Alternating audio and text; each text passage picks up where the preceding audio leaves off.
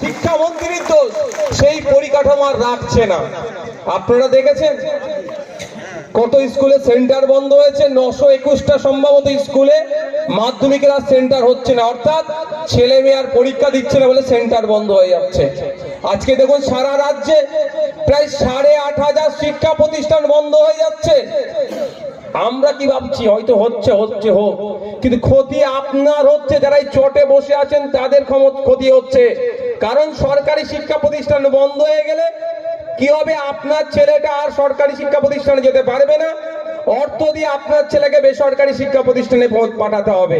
স্বাভাবিকভাবে সবার আর্থিকভাবে সচ্ছল নয়, তাহলে ছেলে মেয়েগুলো আর পড়াশোনা করবে না, স্কুল ছোট হয়ে যাবে।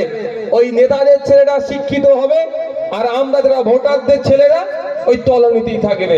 এখানে যারা উপস্থিত হয়েছেন এবার একজন হাত তুলে বলুন তো, কজনের ছেলে মেয়ে বেসরকারি স্কুলে পড়ে? বাংলা ভাষায়, পাতি ভাষায়, চলতি ভাষায় বলছি, কতজনের ছেলে মেয়ে টাকা দিয়ে শিক্ষা নেয়? হাত তুলে দেখান তো। 1 জন, 2 জন বেসরকারি স্কুলে পড়ে, 2 জন, 3 জন, 4 জন, 5 জন, 6 জন, 7 জন, এই 7-8 জন, এখানে 1000 খানেক মানুষ আছে আমরা। তাহলে 7-8 জনের পরিবারের ছেলে মেয়েরা বেসরকারি স্কুলে গিয়ে পড়াশোনা করে। ম্যাক্সিমাম আমাদের ছেলে মেয়েরা কোথায় পড়ে? সরকারি স্কুলে। প্রথম কথা, সরকারি স্কুলগুলোকে বন্ধ করে দেওয়ার অপচেষ্টা চালাচ্ছে। দ্বিতীয় কথা হচ্ছে, যদি বন্ধ করে দেওয়া তারা সাকসেস হয়ে যায়, তাহলে আপনার আমার বাড়ির ছেলে মেয়েরা যারা হাত তোলেনি তাদের ভবিষ্যৎটা কি হবে? আর এই যে স্কুলগুলো বন্ধ হচ্ছে, 8,500 শিক্ষা প্রতিষ্ঠান বন্ধ করতে চাইছে, কোন এলাকায় হচ্ছে? যেখানে সংখ্যালঘুরা থাকে, যেখানে দরিদ্ররা থাকে, যেখানে আদিবাসীরা থাকে, যেখানে পিছড়ে বর্গের মানুষেরা থাকে, যেখানে মতুয়া সমাজের মানুষেরা বেশি থাকে। খোঁজ নিয়ে দেখুন, সেই সমস্ত শিক্ষা প্রতিষ্ঠানগুলোকে বন্ধ করার অপচেষ্টা চালাচ্ছে এই রাজ্য সরকার। তাই আমাদেরকে ঐক্যবদ্ধ হতে হবে। হরিচাঁদ গুরুচাঁদ ঠাকুরের ফলোয়ার্সদেরকে নিয়ে, হযরত মুহাম্মদ সাল্লাল্লাহু আলাইহি ওয়াসাল্লামকে যারা মাননেওয়ালাকে নিয়ে, বিরসা মুন্ডার উত্তরসারীদেরকে নিয়ে, আপনার গোপীনাথ মাহাতোর, চুনারাম মাহাতোর উত্তরসারীদেরকে নিয়ে একসাথে ঐক্যবদ্ধ হয়ে জাত ধর্ম নির্বিশেষে মানুষকে ঐক্য করে নিয়ে, ঐক্যের সাথে এক জায়গায় নিয়ে রাজ্য সরকার যে শিক্ষা প্রতিষ্ঠান বন্ধ করার অপচেষ্টা চালাচ্ছে তার বিরুদ্ধে রুখে দাঁড়াতে হবে। কোনো শিক্ষা প্রতিষ্ঠান বন্ধ করতে দেওয়া যাবে না। এই আওয়াজ। লোকসভা নির্বাচন 2019 শেষ হলো, সব ভুলে গেল।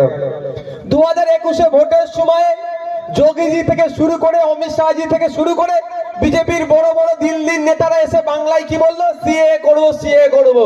আর মমতা ব্যানার্জি, অভিষেক ব্যানার্জি, তার দলের সাঙ্গপাঙ্গরা সিএ কে আটকাবো, ওরা বলছে করবো, এরা বলছে আটকাবো। ভোটটা সুন্দরভাবে দুটো ভাগে ভাগ করে নিল। ভোট মিটে গেল 21, 2023 কোনো খবর নাই। কি দেখলাম? নভেম্বরের 29 তারিখে সম্ভবত 2023-এর অমিত শাহজি কলকাতায় আসে কি বললো? সিএ করব। মানে আমি বুঝতে বললাম এবার ভোট আসছে। একটা সময় ছিল রাস্তা সারাই হলে, রাস্তায় মেরামত হলে আমরা বলতাম কি এবার ভোট আসছে। পিজের গন্ধ নাকে আসলে এবার ভোট আসছে।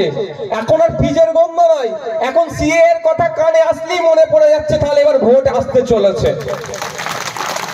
আর তো ইস্যু নয়, আর তো ইস্যু কি আছে?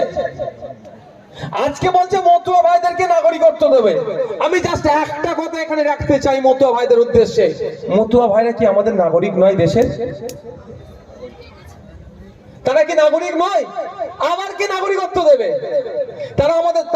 আমরা যে সরকারি স্বাস্থ্য কেন্দ্রে যাচ্ছি তারাও যাচ্ছে, আমরা সরকারি চাকরি করছি তারাও করছে, আমরা সরকারি বাসে চড়ছি তারাও করছে, আমরা রেশন দিচ্ছি তারাও নিচ্ছে, আমরা যা নিচ্ছি তারাও পাচ্ছে। তারা কি নাগরিক নয়? আবার নাগরিকত্ব দিবেন? বোকা বানানো হচ্ছে। মতুয়া ভাইদের উদ্দেশ্যে বলবো, একটু চোখ কান খুলে রাখো।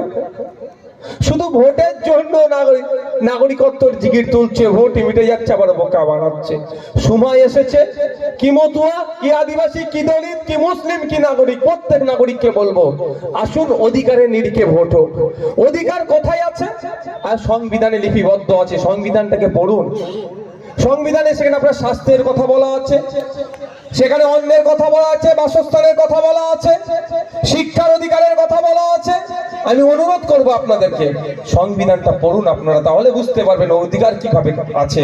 আর অন্যথায় কাগে কান নিয়ে চলে গেছে, কাগের দিকে তাকাচ্ছেন।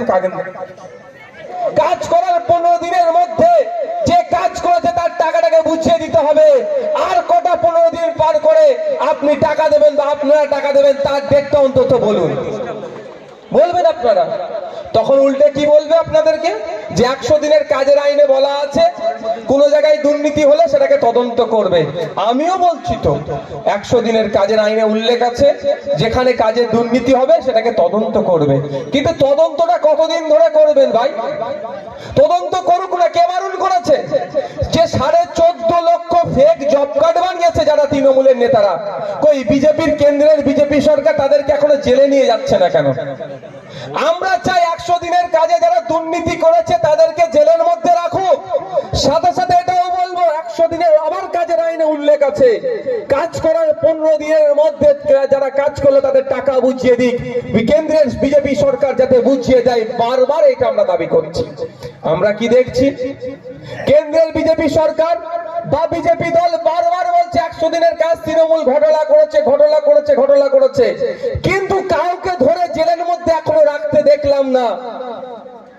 যারা দুর্নীতি করেছে তাদেরকে জেলের মধ্যে রাখো না ভাই, তারা বাইরে ঘুরছে কেন?